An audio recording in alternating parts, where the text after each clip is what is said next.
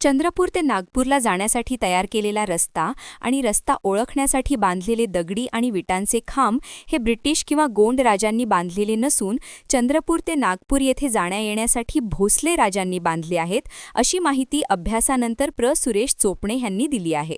ह्यातील बहुतेक रस्ते खांब तुटले असले तर ताडोबात मात्र अशी खांब सुरक्षित राहिली आहेत. चंद्रपूर ते ताडोबा तलावापर्यंत ते वाळूच्या दगडापासून बनविली असून पुढे नागपूरसाठी काही खांब विटांपासून बनविली आहेत. खांबाच्या वर यू आकाराचे दगड मांडलेले आहेत. हे दगड पुढील खांबाकडे दिशा दाखविण्यासाठी विशेषतः तयार केली असून क्वचित प्रसंगी वन्यजीव सुरक्षेसाठी दोरी आणि घंटा बांधण्यासाठी उपयोग केला जात असावा, अशी माहिती सुरेश चोपणे यांनी गोंड, ब्रिटिश आणि भोसले काळाचा अभ्यास संशोधन केल्यानंतर दिली आहे. ब्रिटिश प्रत्येक बांधकामाची बिले माहिती लिहून ठेवत असे. ह्या खांबाची माहिती चंद्रपूर गझेटियरमध्ये किंवा आर्थिक अहवालात प्रकाशित झालेली नाही. ताडोबाच्या काही वेबसाईटवर गोंडकालीन खांब असल्याचे अनेक पर्यटन संस्थांनी अंदाजे म्हटले आहे, परंतु सर्व राजांचा शास्त्रशुद्ध अभ्यास केल्यानंतर चंद्रपूर ते नागपूर येथे जाण्यासाठी भोसले यांनी हे खांब बांधल्याचे पुरावे सुरेश चोपणे यांना मिळालेले आहेत. चंद्रपूर, पद्मापूर, मोहोर्ली, ताडोबा, चिमूर, उमरेड आणि नागपूर या दरम्यान आपल्याला काही खांब आहेत रस्त्याच्या बाजूला. ते खांब पाहायला मिळतात. यात काही 35च्या जवळजवळ जास्त काही दगडाचे खांब आहेत आणि पुढे 9-10 हे आपल्याला म्हणजे विटांचे खांब आपल्याला पाहायला मिळतात. उमरेडला पण काही खांब आपल्याला पाहायला मिळतात. यातील शेकडो खांब पडलेले आहेत, परंतु या खांबांचा जो उपयोग आहे तो कोणी केला असेल आणि हे खांब कोणी बांधले असेल याच्यावरती अनेकदा चुकीच्या चर्चा याच्यावरती होतात आणि चुकीची माहिती याच्यामध्ये आलेली आहे. म्हणजे ताडोबाच्या जेवढ्या काही वेबसाईट्स आहेत त्याच्यावरती हे गोंड राजांनी बांधलेले पिल्लर्स आहे असं म्हटलं जातं. तर जे गॅझेटियर निघालेलं आहे मागच्या 2 वर्षापूर्वी, या गॅझेटियरमध्ये हे इंग्रजांनी बांधलेलं आहे असं म्हटलेलं आहे. माझा याच्यावरती शंका होती म्हणून मी मागच्या वर्षीपासून याच्यावरती अभ्यास केला आणि त्या अभ्यासाअंती हे लक्षात आलं की चंद्रपूरवरती सर्वात आधी जे राज्य होते इथले ते सुलतान राज्य होतं इथे. त्याच्यानंतर मग इथे गोंड राजे आले, त्यांचं राज्य होतं. त्याच्यानंतर भोसले आले आणि मग इंग्रज आले.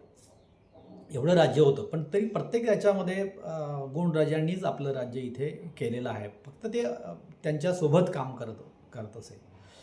आणि आता आपण या पिल्लरचा जर हिशोब करतो जेव्हा आपण, तर आपल्या लक्षात येतं की आपण ब्रिटिशांनी हे पिल्लर्स बांधले असं म्हणतो आहे, तर ब्रिटिशांनी देशात कुठेही असे पिल्लर्स बांधलेले नाही आहे. ब्रिटिश हे हुशार होते. ब्रिटिश हे रस्ते बांधायचे, ब्रिटिश हे रेल्वे बांधायचे. ते अशा प्रकारचे जुने प्राचीन पिल्लर्स कधीच बांधत नसे. विशेषतः ब्रिटिशांचं वैशिष्ट्य असं होतं की ते ब्रिटिश कधीही दगडाचाच उपयोग करत असे. संपूर्ण देशभर त्यांनी कधीही विटांचा उपयोग कुठेही पिल्लरसाठी नाही, बिल्डिंगसाठी केलेला नाही आहे. आणि ब्रिटिशांचे जे उल्लेख आपल्याला ब्रिटिश गॅझेटियरमध्ये आपल्याला आढळतात किंवा ब्रिटिशांच्या काही पुस्तकात आढळतात, तर त्यांचं स्पष्ट म्हणते ते रेकॉर्ड घ्यायचे पूर्ण. पैसे किती लागले कुठल्या पिल्लर्सला, समजा पिल्लर्स असेल, बिल्डिंग असेल, रस्ते असेल, आणि त्याचे बिल ते ठेवायचे. आणि इवन महालला जे विटांचं बांधकाम त्यांनी केलं आहे, तर ब्रिटिशांनी या भोसलेंची टीका केली आहे की भोसले हे विटांचं बांधकाम करायचे म्हणून. त्याच्यामुळे ब्रिटिशांनी हे काम केलेलं नाही. ब्रिटिशांनी ब्रह्मपुरीकडून हे रस्ते बांधले आणि वरोरा जामकडून रस्ते बांधले. हे 2च रस्ते ब्रिटिशांचे होते. आणि फक्त त्यांनी ताडोबापर्यंत जायला, ताडोबा तलावाजवळ त्यांनी तिथे एक रेस्ट हाऊस त्यांनी बांधलं, ब्रिटिशांनी बांधलं आणि थोडी दुरुस्ती त्या तलावाची त्यांनी केली. इतकंच काम त्यांचं आहे. पिल्लर्स त्यांची बांधलेलं नाही आहे.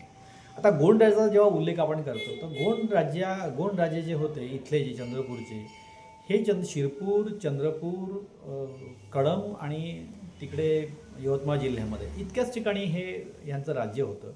हे कधी इथले जे राजे होते ते कधीही नागपूरला गेले नाही आणि नागपूरचे गोंड राजे कधीही आपल्या चंद्रपूरला आले नाही. यांचा संबंध नव्हता. त्याच्यामुळे नागपूरला जायला कधीही गोंड राजे इथून जात नसे, या ताडोबा मार्गे जात नसे. आणि गोंड राजे पण कधीही अशा प्रकारचा जो दगडांचा उपयोगच ते करायचे, ते कधी विटांचा उपयोग पण ते करत नसे. त्याच्यामुळे ते पण सिद्ध होतं की हे जे पिल्लर्स आहेत ते गोंडराजांनी पण बांधलेलं नाही.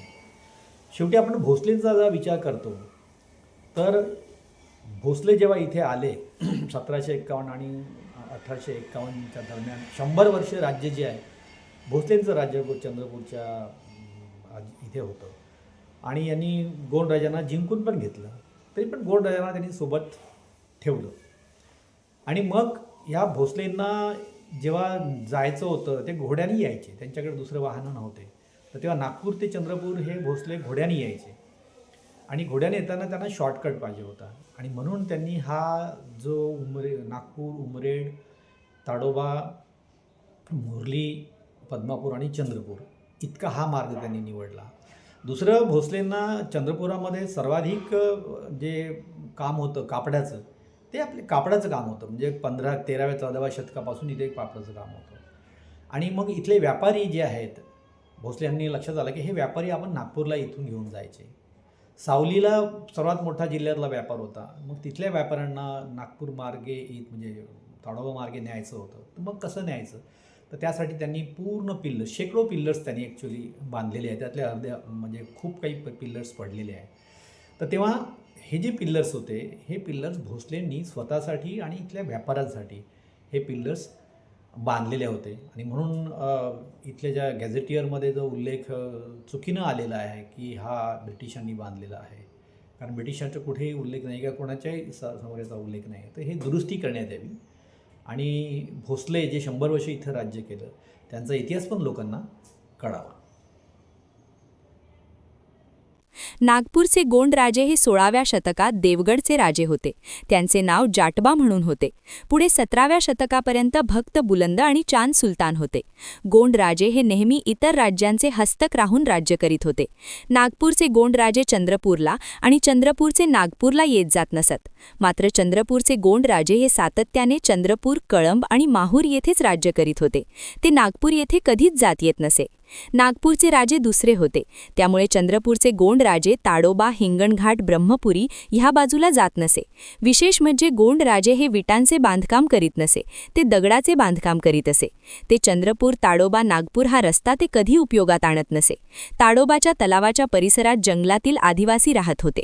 त्यांनीच ताडोबा तलावाजवळ तारोबा हे देवस्थान उभे केले. तिथेच कित्येक लाख आणि हजारो वर्षापासून पाषाणयुगीन मानव राहत असत आणि त्यांची अवजारे आजही माझ्याकडे आहेत.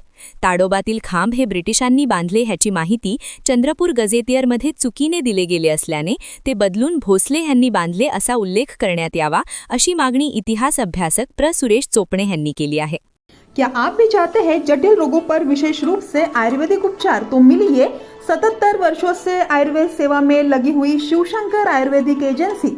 अनुभवी वैद्य डॉक्टर, सभी प्रसिद्ध कंपनियों की दवाइयाँ और सभी प्रकार की जड़ी बूटियों और रोग प्रतिकारक शक्ति बढ़ाने के लिए कई प्रकार की दवाइयाँ प्राप्त करने का एकमात्र विश्वसनीय स्थान.